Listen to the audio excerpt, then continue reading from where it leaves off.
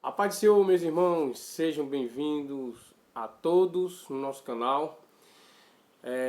Esperamos que Deus abençoe sua vida, a vida da sua família, e cremos que o Senhor, eterno Deus, tem guardado a você, tem te dado livramento, tem feito maravilhas na sua vida para a glória do seu santo nome.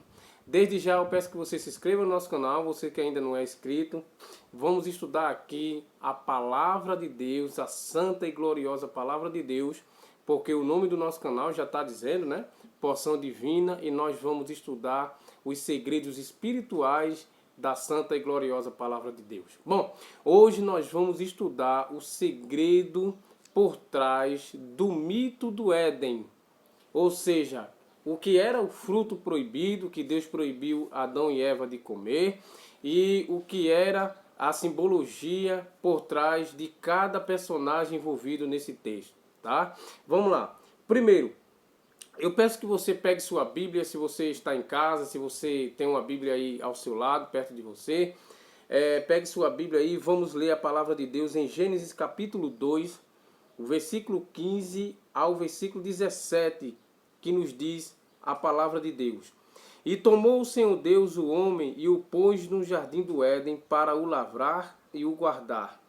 E ordenou o Senhor Deus ao homem, dizendo: de toda árvore do jardim comerás livremente, mas da árvore da ciência do bem e do mal, dela não comerás, porque no dia em que dela comeres, certamente morrerás. Bom, Deus criou o homem, Adão, né? Criou o homem Adão e colocou no jardim do Éden para cuidar do jardim do Senhor. E como Deus tinha plantado várias árvores, tá? O homem era livre para comer qualquer fruto que tinha ali no jardim,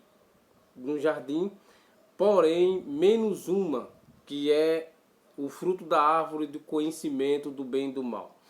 Primeira coisa que a gente tem que entender: por que não comer desse fruto da árvore do conhecimento do bem e do mal? Nós entendemos que o homem foi criado para viver eternamente, tá? Por quê? Porque o homem tinha uma comunhão profunda com Deus, o homem tinha uma amizade profunda, interessante com Deus, ao ponto da Bíblia dizer que ao cair da tarde, ou seja, no finalzinho da tarde e o nascimento da noite, Deus conversava com Adão. Deus se revelava a Adão e conversava como um amigo conversa com qualquer outro, tá?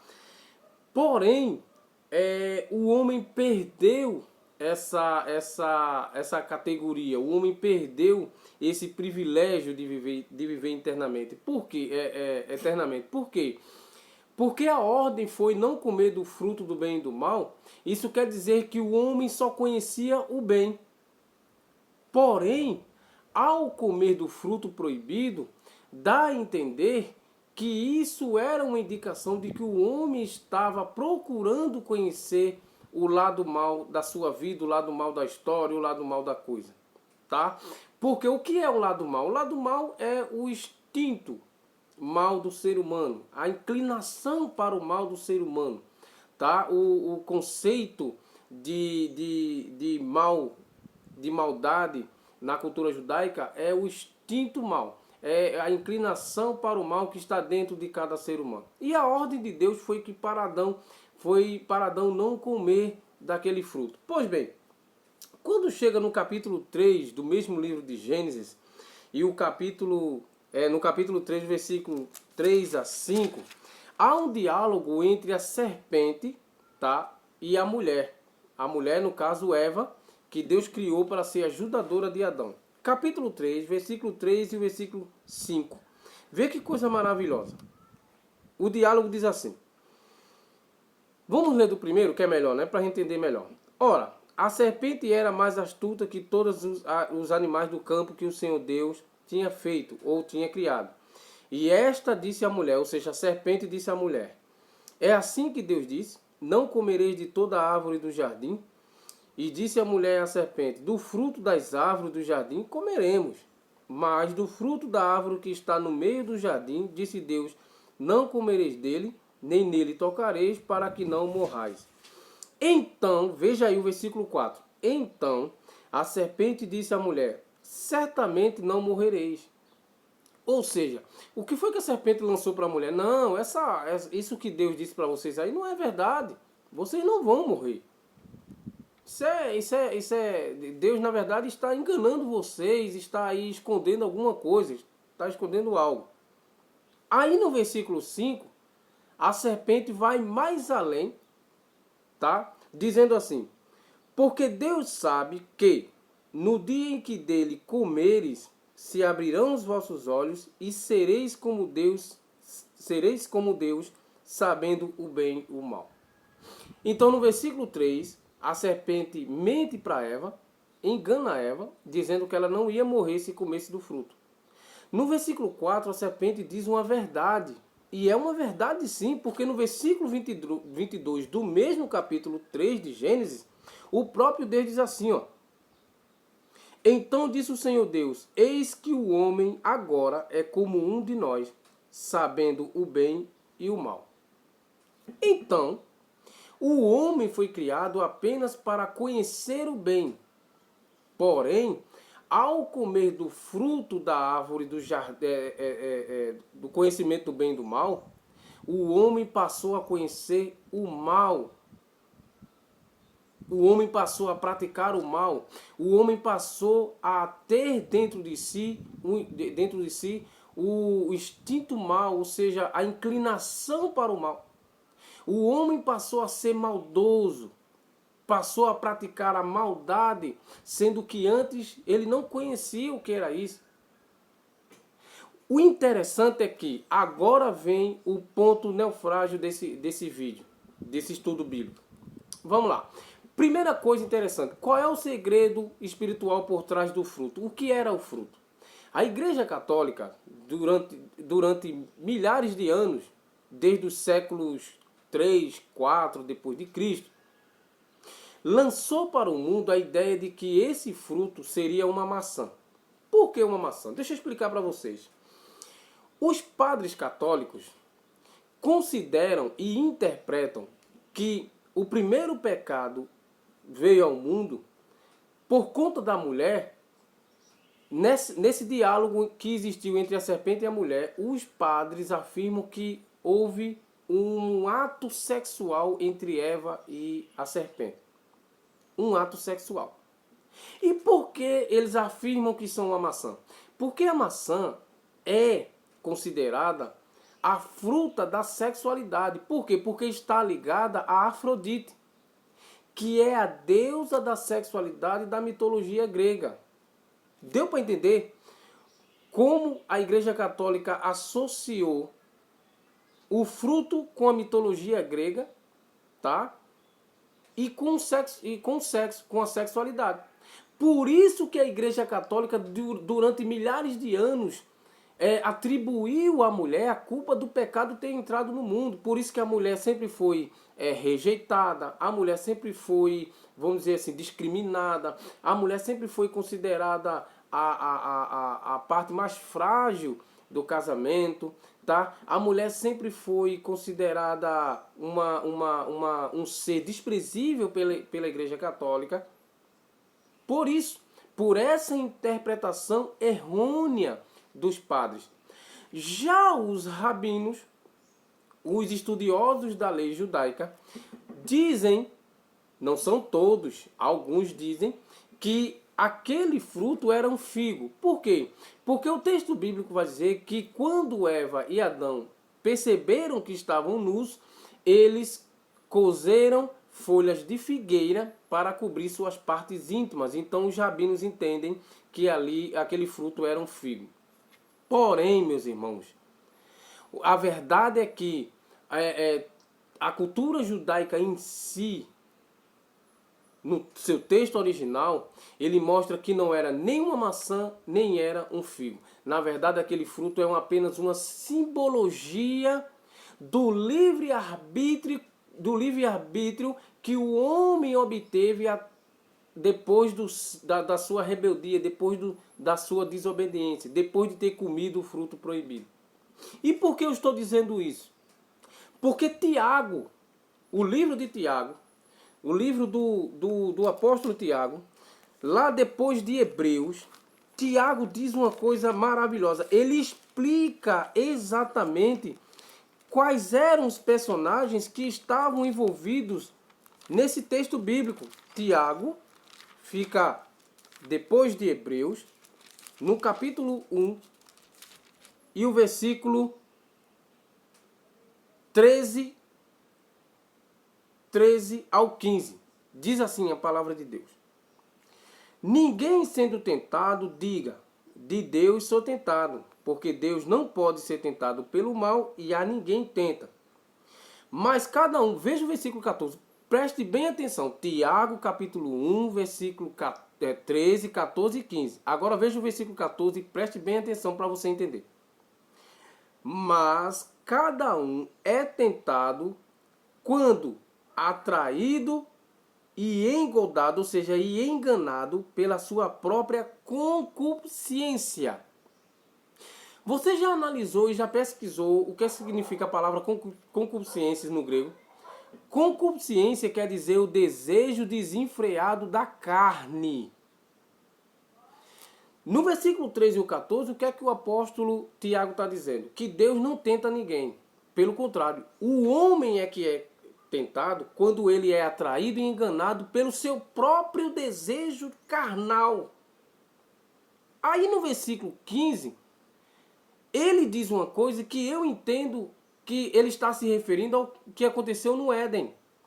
O versículo 15 ele diz assim: depois de quê? Depois de ter dado lugar ao seu desejo carnal, seu desejo desenfreado da carne, diz assim: havendo a concupiscência concebido, ou seja, havendo o desejo carnal ter sido nascido no coração, no interior do homem,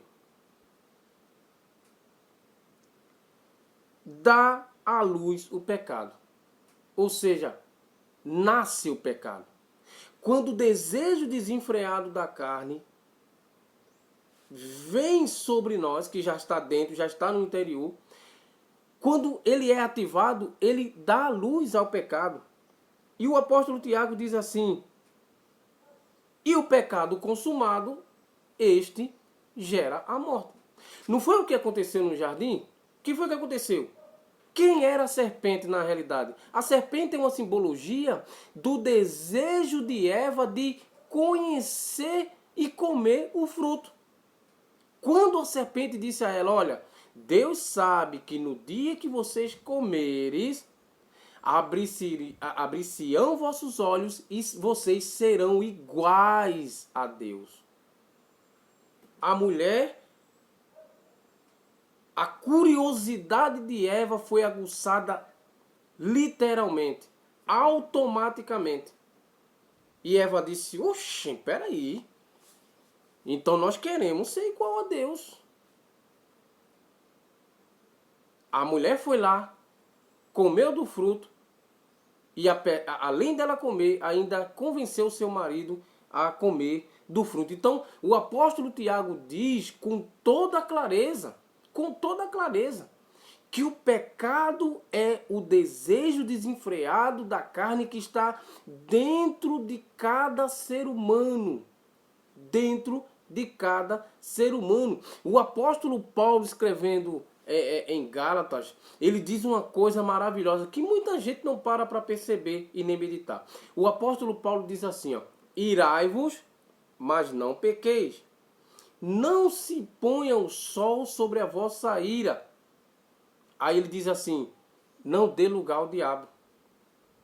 O que é o diabo aqui nessa questão? Porque a mitologia, a teologia cristã considera a serpente como o diabo. Mas na verdade, se você fizer uma associação da serpente no jardim do Éden com o que Paulo está dizendo, não dê lugar ao diabo, você vai entender que as duas coisas têm uma correlação.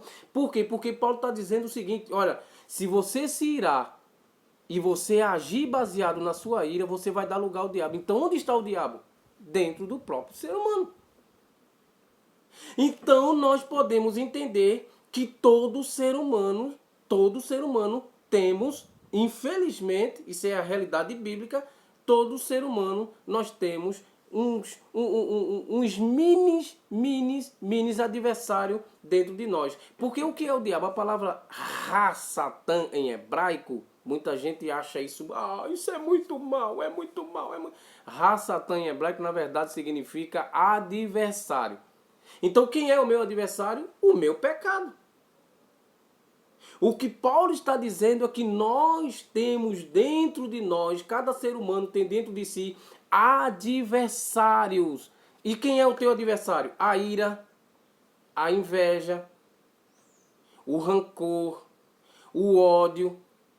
Por quê? Porque quando isso é ativado interiormente dentro do ser humano, isso leva o ser humano a praticar o mal contra o seu próximo. E todo mal que é praticado contra o seu próximo, isso é considerado um diabo. Isso é considerado um adversário. Isso é Bíblia, minha gente. Isso é Bíblia. Isso não é história de carochinho. É Bíblia. Vamos lá. Outro texto para a gente confirmar isso aqui. A Bíblia diz que Abel e Caim foram oferecer a Deus suas ofertas. Deus, olhando para o coração de Abel, se agradou da oferta de Abel. Mas quando ele olhou para o coração de Caim, não se agradou da oferta de Caim. Então o que é que acontece? Logo, a inveja e a ira de Caim contra o seu irmão foi ativada. Mas antes dele matar o seu irmão, Deus disse uma coisa maravilhosa. Maravilhosa. Deus disse assim, por que tu se iraste? Se tu praticares o bem, não há aceitação para ti? Olha, nas minhas palavras, Deus estava dizendo a ele assim, olha, o pecado jaz à porta. Ou seja, o mal já está dentro de você. Cumpre a você dominar. Mas não deu outra, meu amigo. Caim foi lá e matou o seu próprio irmão. Então, o que é que entrou dentro de Caim? A inveja do seu irmão e a ira. O ódio. Porque Deus não tinha aceitado a sua oferta, aceitou a oferta do seu irmão. Então, biblicamente falando, os segredos espirituais que está lá no Jardim do Éden quem é o fruto? O fruto é o livre-arbítrio que Deus deu ao homem a partir do momento que o homem come do fruto proibido, o homem passa a conhecer o mal e praticar o mal, tá? E Deus lhe dá livre escolha, porque a palavra livre-arbítrio é escolha. Escolha aí o caminho que você quer tomar, meu filho. Porém, Deus disse... O apóstolo Paulo diz, de Deus ninguém zomba. Aquilo que o homem planta é aquilo que o homem vai colher. Ninguém planta abacaxi esperando colher manga, melancia, não. Então, isso está explicado na seguinte forma. Deus deu ao homem, a partir do momento que ele come do fruto proibido, Deus deu dois caminhos, o bem e o mal. A Israel Deus disse, eis que eu ponho diante de vocês o caminho do bem e do mal, da vida e da morte. Escolha, pois, a vida. Ou seja, escolha o caminho do bem. Então, o fruto é o livre-arbítrio. Quem é a serpente? O desejo da mulher, o desejo desenfreado, carnal da mulher de conhecer o lado mal da coisa, de querer ser igual a Deus. Quem é a mulher? A mulher é o lado carnal de Israel. E quem é Adão? Israel. Quem é Adão? Israel. O apóstolo Paulo diz que assim como o pecado entrou no mundo por um homem, que homem? Adão, assim também a graça superabundou, entrando também no mundo por outro homem, que homem é esse? Cristo, e Paulo chama Cristo de segundo Adão. E significando dizer que Israel, e Cristo nasceu aonde? Em Israel. Quem é Cristo? Israel. Israel. Isso quer dizer que a mulher é a parte carnal de Israel, é a parte física de Israel, porém Adão é a parte espiritual de Israel, porque a Bíblia fala de um povo. A Bíblia não fala do Brasil, a Bíblia não fala da Argentina, a Bíblia não fala da China, a Bíblia não fala da Rússia, a Bíblia não fala do mundo, da terra, de nada. A Bíblia fala apenas do povo de Israel, do nascimento do povo de Israel através de Noé, Abraão, Isaac, Jacó, José e assim por diante. E assim por diante. Então a Bíblia só fala a história de um povo. Então, que Deus te abençoe, meu irmão. Que Deus te abençoe. Você que ficou até o final desse vídeo. Se você gostou, você compartilha, você deixa seu like, você comenta aí, você sugere aí, pode sugerir aí texto bíblico para a gente estudar de forma espiritual. Deixa aí o teu like e se inscreve no nosso canal se você ainda não é inscrito. Porque aqui nós vamos estudar a Bíblia da forma que ela é, na forma que ela é. Amém? Que Deus abençoe a sua vida e a vida da sua família, em nome de Jesus, e até a próxima.